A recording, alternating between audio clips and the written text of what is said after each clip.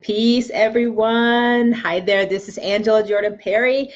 All right. Well, we have another question, and this is not a normal time I would do a live, but you know what? I'm kind of on a business vacation. This is my time to catch up on a lot of things. So I have time. I thought I'd just come on and do another live as I was just off the phone with a homeschool member. So here's the question. Hi, everyone. Thanks. Come on in, join in. Let me know that you're here. Give me some thumbs up and some hellos and some shares would be great. The question is, how do I give my high schoolers grades for their transcripts? How do I qualify those grades? Okay, this is a great question, and it goes along with my post. Hi, Linda. It goes along with my podcast that I released today and another video that I put out today. So this is perfect. So before I start, let me let you know who I am. I am Angela Jordan Perry, the owner, administrator, and director of this Option 3 Accountability Association here in the state of South Carolina. It's called a United Community of Homeschoolers Unlimited. I'm a homeschool mom myself of 19 years to 8 children, 3 of whom I've graduated, 5 of whom I'm still homeschooling. Life partner, I'm married to my husband for now 27 years. We make our home in the northwestern part of the state of South Carolina. My purpose-driven life is to make a positive impact on thousands of homeschoolers worldwide. And I do that first, serving the community here in South Carolina. And then my other resources that I have available and platforms, Girlfriend's Guide to Homeschooling with Angela Jordan Perry, a podcast called Girlfriend's Chat, Educating Our Own, that's another platform, and now the Homeschool Upstart podcast, where I get you started on your homeschool journey and help you stay on that journey. All right, so that's a little bit about myself. All right, so to answer this question, and as I just told this mom, the law of option 3 does not spell out how you must quantify the grades that you give your high schoolers, okay? Because we know, and if you don't know, the grades are most important. Thank you for the thumbs up. The grades are most important for graduation purposes during their high school, well, I won't say their high school years, but their years that they have high school studies. Because some people will start their kids' high school studies in 7th grade all the way up to 12th grade, okay? So the years that their transcripts will reflect. This is when grades, an actual grade, is most important. I see all kinds of faces, mean faces, angry faces, happy faces. Oh my goodness. I hope you guys are happy. So, but the transcript years are the most important to be giving out grades. Now, you've heard me say before, I don't give grades to my kids when they're elementary school years. Those are years of foundational, confidence boosting years. I can do years, teaching them how to learn, how to love learning. That's what elementary years are for me. And then we don't do middle school and we go right into high school, okay? So how do you give grades? That's the point to put on the transcript. Since the law in South Carolina does not say, then the parent, the home educator, is at liberty in how you're going to quantify those grades. How are you going to affirm that this is the grade my child has received in math? So these are some examples, okay, that I have done and that you can do. For example, for math, when they go into those years where the grades are going to go on the transcript, for math, I only give them math quizzes. I don't do tests and I don't grade their daily work. I give them a quiz. Once they're finished a section, they get a quiz. And we have used Abeka Math, we've used Saxon Math. This is just an example. And the cumulative grades that they receive on those quizzes will be their grade on the transcript, okay? Now, if they get something below an A, if they get any kind of grade on these quizzes that's below A, guess what? I tell them to go through and do that section again, and then we'll retake the quiz again, the same quiz. See, the thing is that you have to get out of your mind. In public school, it always seemed like they were trying to trick us. So even if they gave us a quiz and we failed it, and maybe they would let us do it again, then they would give us a whole nother different kind of quiz with the same information on it, but do it a different way, different information to see if we're going to pass. Nope.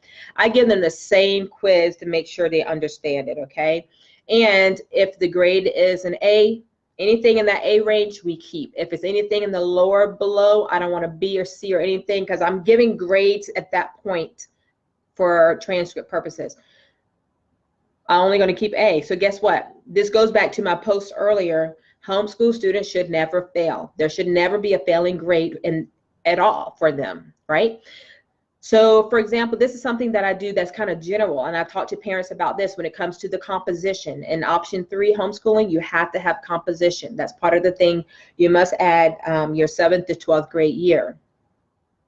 Writing is, you know, it's how do you put a rubrics on writing, and some people will do. So what I do, my rubrics is, did you do what I gave you as an assignment for writing? Did you do it? Did you follow my instructions? I'm not looking at your grammar. Did you spell right and all that kind of stuff? That's not the point for me in the writing. While I will make them correct those things, but I don't grade against those. Did you write and do what I told you to do? Did you answer and qualify, you know, the essay question or whatever it may have been that I gave them to do? Did you do the research? Did you do the, how do you do when you, oh, my brain's going to sleep. When you have to write out, did you cite it? Did you cite the books and the resources that you used? Because that was part of what I taught you. So if they do those things, then I will say, all right, based on what you have completed and how you completed that, then your grade would be blah. And if it seems like there's going to be less than an A, then I would say, all right, I want you to go do this again, and I want you to do this, and I want you to make sure you have completed this, and make sure you have this in there. Well, you spoke to this part, but you didn't finish the thought. And then they're going to go and do it again and bring it back to me, and then I'm going to give them a grade based on my, you know, opinion that they should receive. It's not, if it's anything less than an A, we'll do it again. Or I tell them to add on. I won't let them know they're failing or anything. Hi, Vanette. Hey, Angel. So I will not, you know, say this.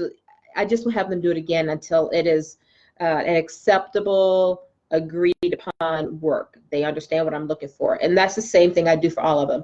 You can create the rubrics and how you want to give that grade for whatever grade level. Now, some of you will see this video and you are not a member of my homeschool association, okay? And if that's the case, you need to go to your director of your association and ask them how do they want you to grade. Every association in this state is different. What our responsibility is to do is make sure you understand the law, you're obtaining the law and following the law and doing all the documentation you're supposed to do according to the law. Now, we each individually, you know, as an owned association may have other requirements that you must follow and other stipulations you must follow because you're a member of our association.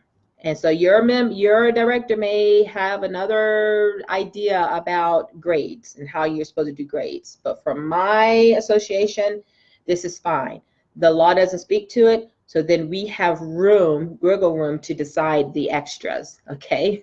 So I'm telling you, this is enough. Now, that's for all subjects. You get to choose how you want to provide the grade. When it comes to science, maybe it's all the tests. You decide you're going to give them a final grade based on their tests. Another way in science you can do, did you read all the assignments? Did you complete the assignments? Did you read all the work and you understood it? You didn't half-heartedly do it. You did it completely. Then you may say, based on this, and you understood that, and you can regurgitate some information back to me with understanding and clarity, I'm going to give you this grade for that, okay? If they can't, then you can say, all right, you know what, I don't think you quite got that. Will you go and read through that again, go through and answer these questions that come with that, and then let's come back and talk, all right? So again, you have freedom in how you're going to administer grades for each subject and submit them to me so that I can complete their transcript, okay? I'm not going to question the grades. The only thing I'm going to ever question is if you make a subject an honors course versus a college prep course. If you make it an honors course, then there are things according to the law, just making a course in honors in the state of South Carolina, that you must have in place in order for it to be an honors. So I will give you some guidance on that, and I will question it, and I will say I need to see your honors syllabus. You said this course was honors, I need to see it, all right? So that's another subject. Now, what will qualify? What will affirm that you gave honest grades to your kids? This is not 100% proof, but it helps. When it's time for them to complete an ACT or SAT tests, at that time, if they do well on those and score well, then that will show that the stuff that they did academically, college prep courses, academically, they were strong in them. You can't give them, say, a 98% throughout their schooling years in English 1, which consists of literature and composition, and literature consists of comprehension. You can't say they have a 98, but then when they get to the SAT and ACT tests and they have to do this section of comprehension on it and their scores is low. So something is not jiving.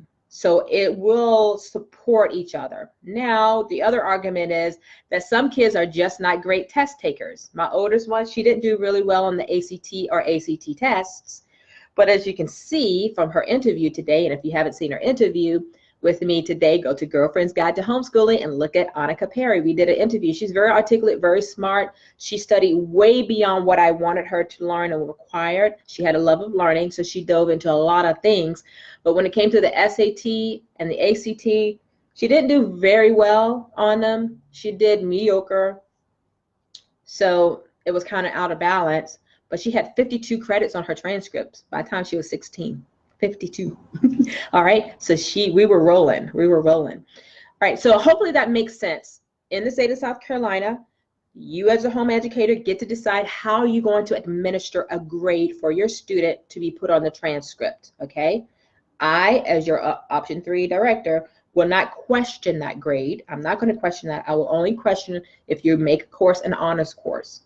I need to see some other things that the law says you must have to make a course an honors course. You get to decide the grade, you submit it to me, I complete the transcript, I do the ranking, etc. It is not unheard of for students to have A's in all subjects. I have that all the time happen on transcripts, okay? All the time. But just be true to yourself. Do not give them an A when you know that their work and understanding is really not an A work. That's the tricky thing, okay? Hopefully that makes sense. If you have more questions, ask away. Let me know your thoughts, comments, clarifications. Let's see, some folks are not great test takers. That doesn't mean they are not smart. Exactly, Vanette. That's exactly right.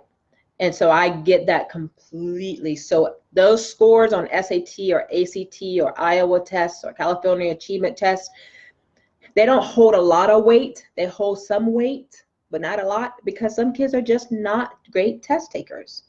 And I met one student and they were, it was an adult, and they said they knew how to do tests when it comes to multiple choice. They knew how to do it without any problem. And they were great. You can give them any test and they could pass any kind of multiple test, whether they studied or not, because they just had that way of doing tests. I have no clue, but they do. So very good point. All right. So if you all have questions, let me know. Give me comments down below. Give me hearts and thumbs up if it resonated with you, and anything else you need to know about this subject, let me know. Okay. All right. Thanks for joining in. Again, this is Angela Jordan Perry. Be sure to share this on your page. You just never know what homeschool family out there is wondering. This mom I just talked to says she was really stressing out about how she's going to give grades to her students.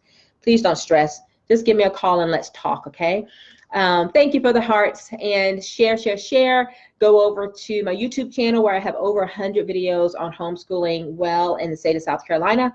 Be sure to find my podcast, the Homeschool Upstart podcast. I'm on anchor.fm, but now on all podcast platforms. Just look it up. Great conversations I'm having to support you in your homeschool. And then you can go to www.UCHunlimited.com to get more information on homeschooling in the state of South Carolina with my association, or go to www.thehomeschoolupstart.com if you are needing support in your homeschool journey. This is a 20-day homeschool upstart coaching that I provide to families, okay? All right, take care. Thank you for joining me, and have a wonderful evening. Peace.